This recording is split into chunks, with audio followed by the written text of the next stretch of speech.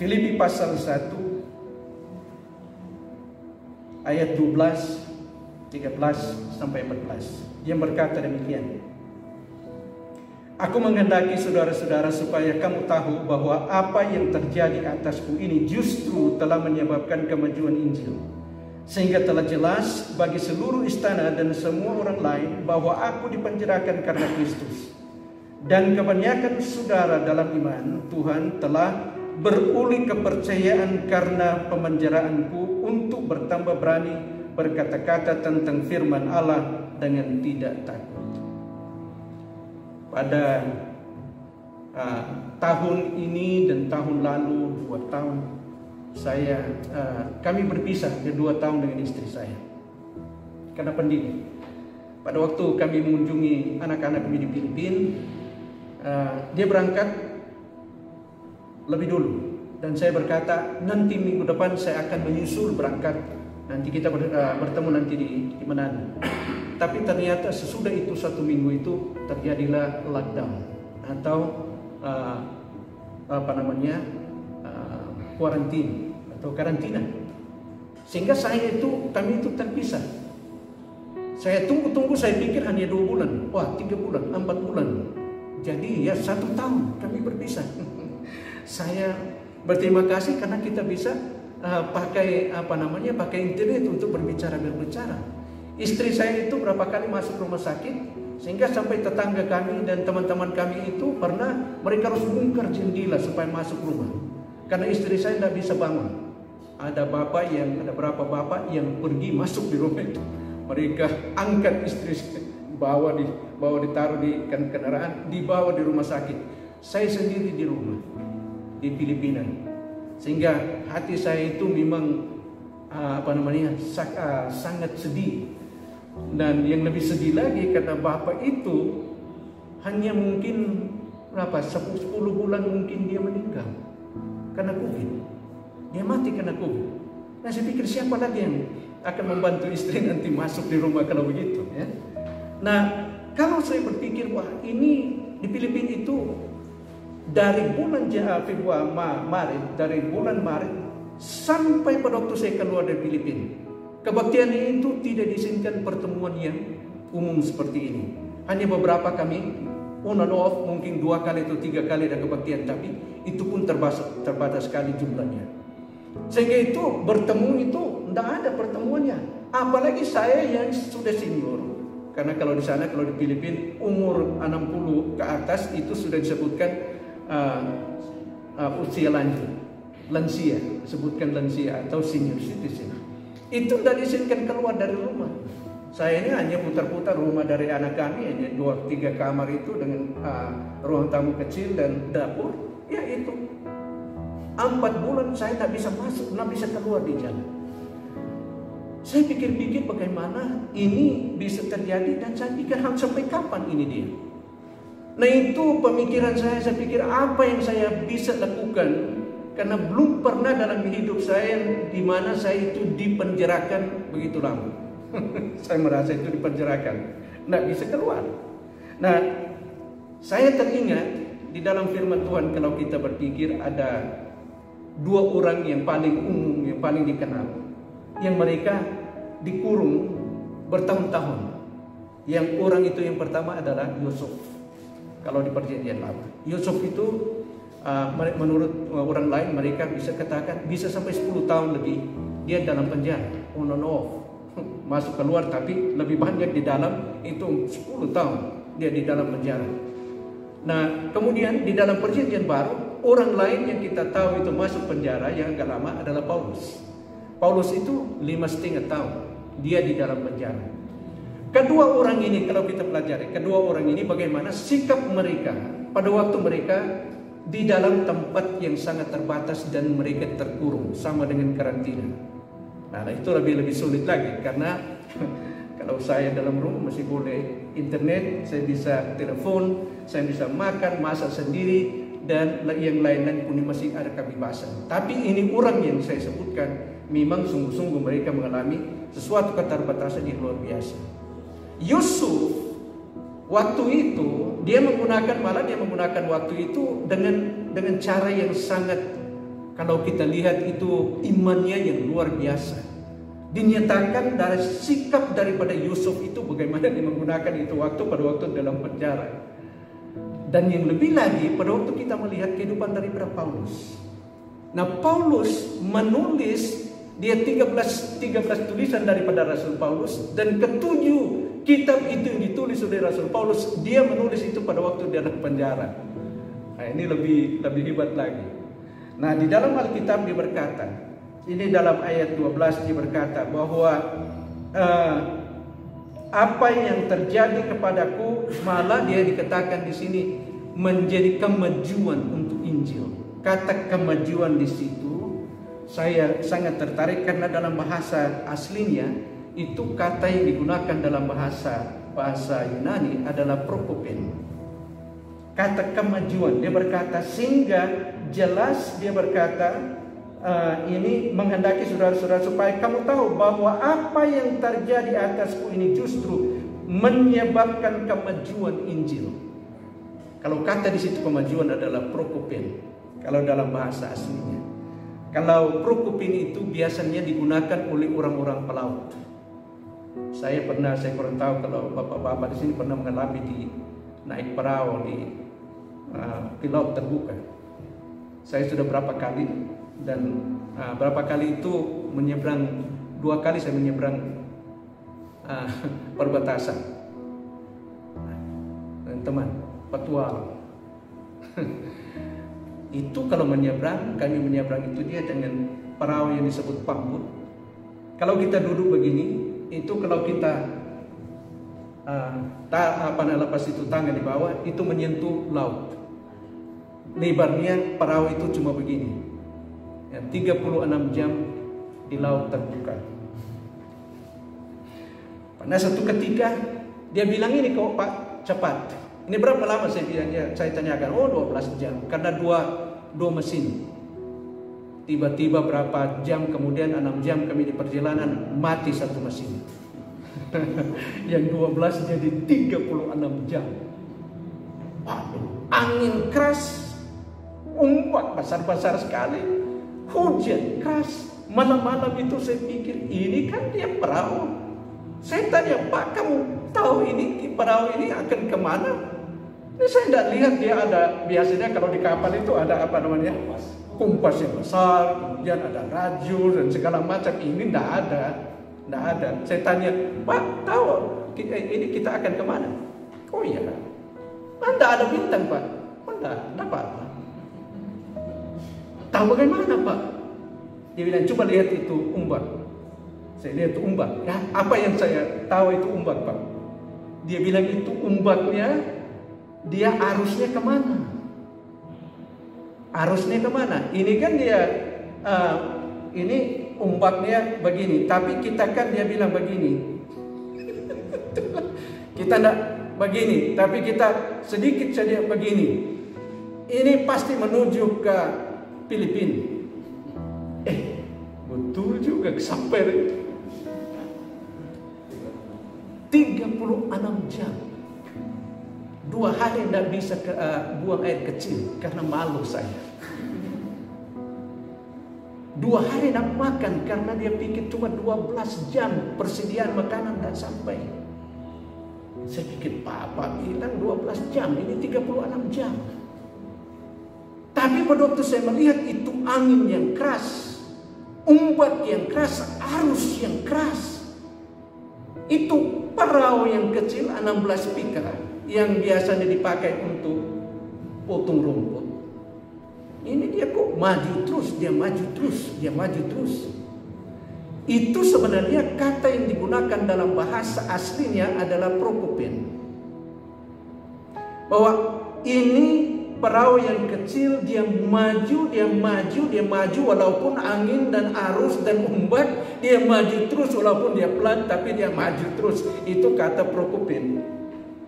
Kata prokopen. Paulus dia bilang, dalam pemenjaraanku saudara-saudara harus tahu bahwa sudah jelas bahwa ini menyebabkan suatu prokopen, kemajuan apa? Dia bilang kemajuan Injil. Bagaimana bisa ini menjadi kemajuan Injil? Paulus dia berkata, malah karena aku dipenjarakan, semua itu orang-orang di istana. Ini istana, berarti kekaisaran itu dia. Di praetorium, kalau dalam bahasa Latin praetorium. Praetorium itu rupa tempat apa namanya? Tempat di mana istana dari kaisar itu dia. Ada tentara-tentara yang elit yang mengelilingi dan menjadi penjaga daripada imperor. Itu dari 9.000 sampai 20.000 tentara yang elit yang tinggal di sekitar itu untuk menjaga kaisar. Dan Paulus dia berkata, semua ini termasuk imperor. Dia bilang semua mereka ini sudah tahu mengapa saya di dalam penjara. Dan juga sebenarnya mereka sudah mendengarkan Injil. Waduh, luar biasa. Pantas dia minta supaya apa? Dia dibawa di rumah. Pantas dia bilang, saya minta supaya saya dibawa di rumah. Nah, saudara-saudara, kalau kita tahu, kalau kita pelajari, sebenarnya yang memasukkan Paulus itu dalam penjara siapa? Siapa sebenarnya? Apakah orang-orang Roma? Bukan. Itu orang-orang Yahudi yang percaya, yang sesama negara, sesama bangsa, sesama suku dengan Paulus. Itu kan orang-orang Yahudi. Bukan cuma orang-orang Yahudi, termasuk juga orang-orang Kristen Yahudi. Coba lihat dalam pasal 21 dalam Kisah Para Rasul. Siapa yang ingin membunuh Paulus, itu adalah pengikut-pengikut daripada ke-12 Rasul yang masih kuat mempertahankan itu hukum Taurat. Dan mereka sangat marah dengan Paulus karena Paulus ini sudah meninggalkan hukum Taurat. Sama dengan kita sekarang ya. Maaf kalau sana ini ada orang Advent, tapi dia kan sudah bebas makan babi guling walaupun kadang-kadang. Itu kita memiliki, itulah yang sebenarnya sehingga itu Paulus itu dianiaya dari kedua kelompok ini. Bukan sebenarnya orang-orang Roma, tapi orang percaya dan orang-orang sesama orang Yahudi.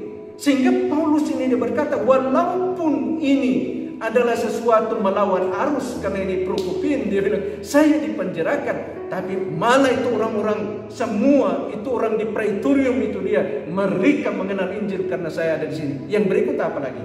Dia bilang yang lain-lain juga, bukan hanya tentara-tentara sekali. Saya bisa bayangkan itu Paulus kalau waktu itu kan dia dipenjarakan 5 tahun lebih. Itu kalau dia diizinkan jalan-jalan, itu kan dia sama-sama dengan orang apa namanya? Prajurit yang diikat, dibelenggu sama-sama dengan dia. Dia jadi jalan. Lo bayangkan tuh Paulus kalau seandainya selalu bersama-sama dengan itu kan mereka bergantian. Berarti paling kalau tidak ada orang, cuma dua mereka itu berdua yang berbicara. Apa yang dibicarakan? Pasti Injil. Di situ kan Onesimus mengenal Yesus karena mereka di dalam mesin yang sama. Onesimus itu kembali kepada Filemon, sudah lahir baru. Wah, luar biasa. Dan bukan hanya itu, kalau kita lanjutkan sampai dia berkata, bukan hanya itu, tetapi saudara-saudara juga yang datang dan mereka melihat keadaan daripada Paulus dan keberanian daripada Paulus. Alkitab juga berkata, mereka juga menjadi lebih berani lagi untuk menyampaikan firman Tuhan. Itulah sebabnya dia berkata, prokopin. Apa yang terjadi bagi dia menjadi prokopin untuk Injil. Nah, sekarang kalau kita memikirkan, memang kalau saya berpikir Palu ini dia pada waktu terjadi tsunami 3 hari kemudian kami mengunjungi di sini.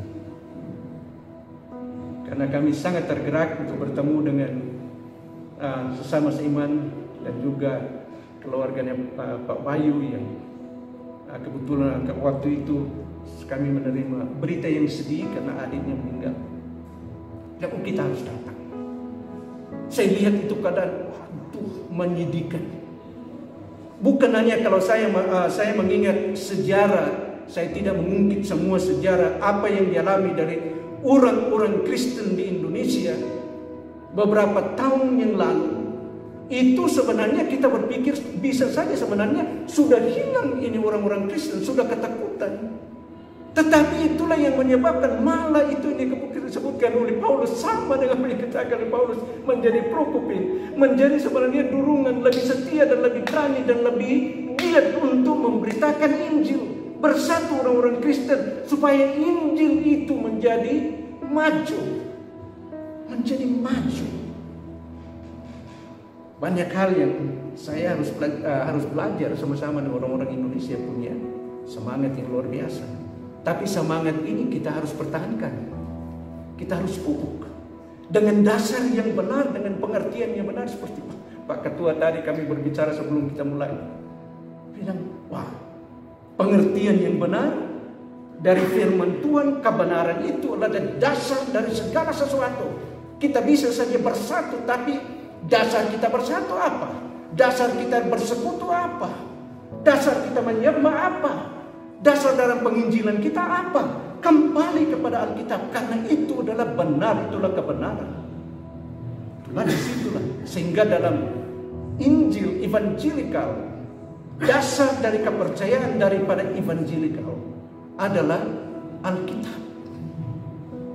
Ketidaksalahan daripada Alkitab. Dipertahankan kebenaran yang kita miliki. Jangan sampai di water down, dicampuri dengan air. Saya ingin menutup renungan kita pada malam ini dengan saya teringat dengan kesaksian daripada seorang Vietnamese,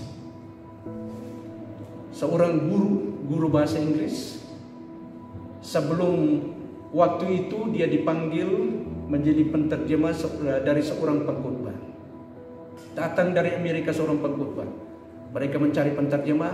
Ada orang yang guru bahasa Inggris, dia menjadi penterjemah. Tapi dia bukan orang Kristen. Tapi karena dia lancar bahasa Inggris, dia menjadi penterjemah dari seorang pengkhotbah. Dia jalan-jalan di mana-mana mereka berkhotbah. Ternyata cuma berapa bulan kemudian selesai itu acara-acara yang mereka lakukan, komunis menang menguasai Vietnam. Pada waktu itu menguasai Vietnam, dia dicurigai bahwa dia juga mata-mata dia adalah orang Kristen. Dia bilang, saya bukan orang Kristen. Mereka tidak percaya. Dia dimasukkan dalam penjara. Dia disiksa, dimasukkan di penjara. Masuk dalam penjara. Berapa tahun dalam penjara? Siksa sekali kehidupannya. Dan salah satu siksaan mereka itu, mereka disuruh banyak kali berjemur di luar, disuruh bersih WC yang jorok, sangat jorok. Dia mendapat satu ketika dia mendapat kesempatan untuk membersihkan WC yang sangat jorok dari atasan itu. Bersihkan dari situ. Padahal sebenarnya orang ini kehidupannya waktu sebelum dia dipenjarakan mewah kehidupannya. Bersih. Dia membersihkan sana. Pada waktu dia membersihkan, membuang itu sampah-sampah dan semua, dia melihat ada kertas yang dipakai untuk cebok, dipakai untuk cebok. Dia tarik kecil begini, ada tulisan-tulisan. Nah ini dia kan senang membaca.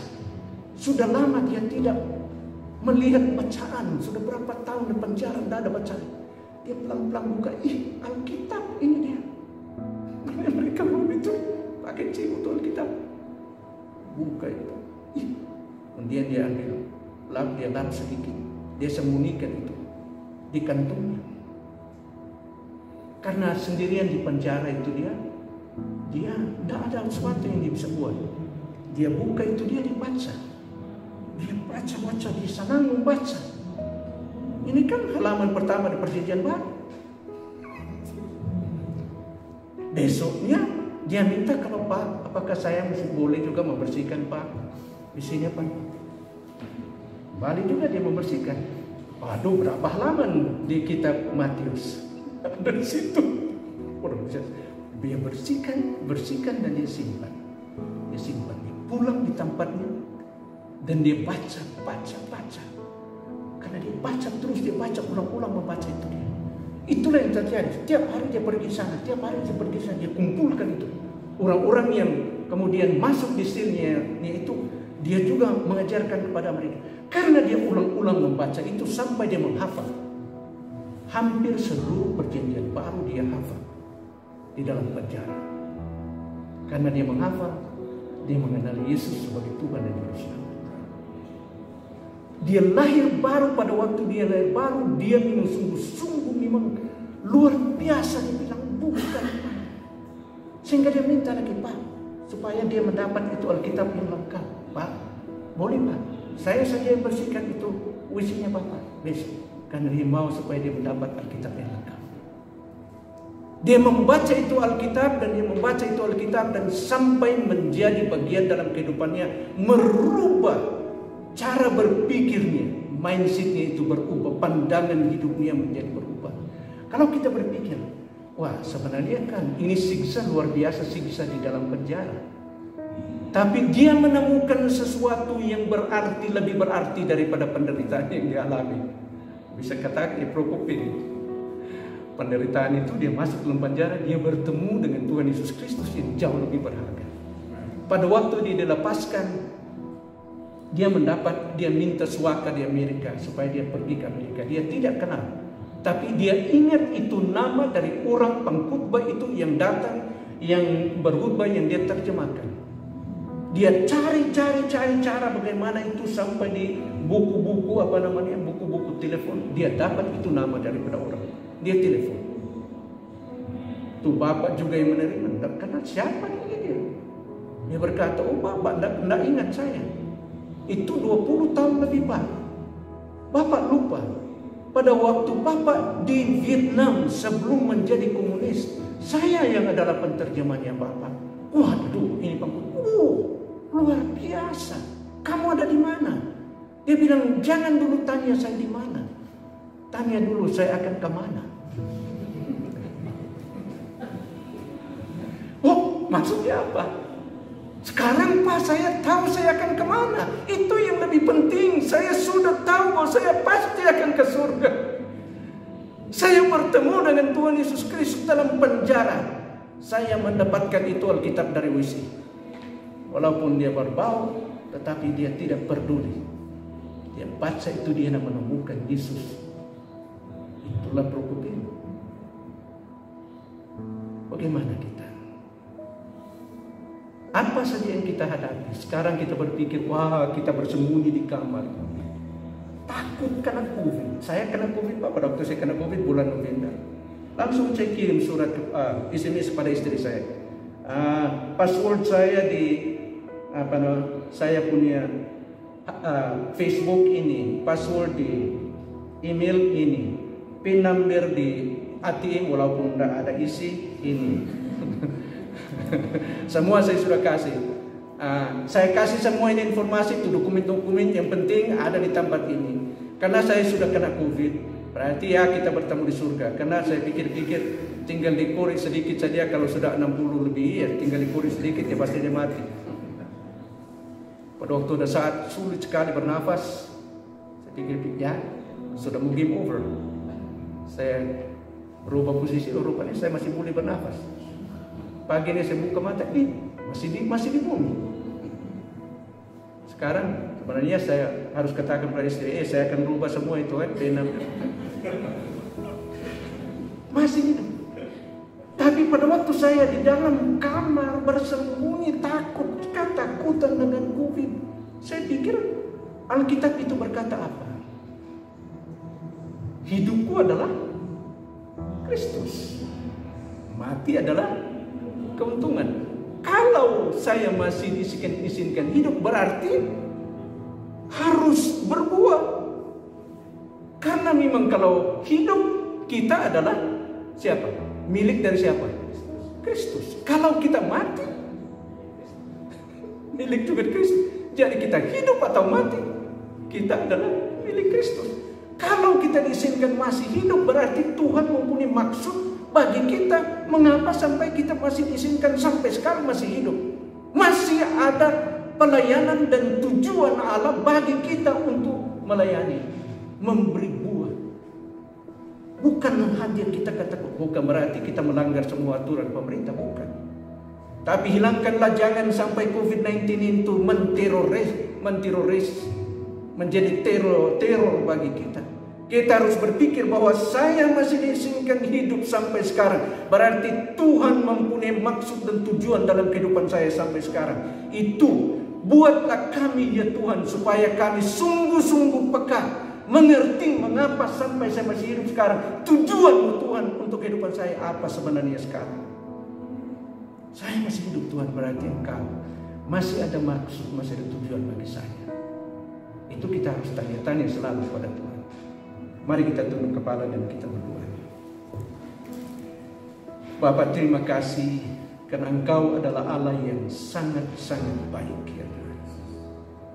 Terima kasih untuk banyak rintangan dan pencobaan, kesusahan, hal-hal yang sangat menakutkan. Tetapi semuanya ini ya Tuhan, buatlah kami supaya kami semakin kreatif, berpikir bagaimana kami menggunakan walaupun di dalam keadaan pandemik ya Tuhan, menggunakan kesempatan ini untuk kemajuan Injil ya Tuhan. Buatlah kami ya Tuhan semakin peka mengerti rencana dan tujuan-Mu dalam kehidupan, kehendak-Mu dalam kehidupan kami. Mengapa kami masih hidup sampai sekarang ya Tuhan? Tentu Engkau mempunyai rencana dalam kehidupan kami. Engkau yang telah menyelamatkan kami, telah juga memanggil kami untuk menjadi bagian dalam pelayanan yang begitu mulia ya Tuhan. Terima kasih dan terima kasih ya Tuhan. Kami serahkan anak-anak-Mu ya Tuhan, hamba-hamba-Mu dalam persekutuan PGLI, supaya Engkau lain menggunakan kami ya Tuhan. Di dalam nama Tuhan Yesus Kristus yang adalah Tuhan dan Juru Selamat kami berdoa. Amin.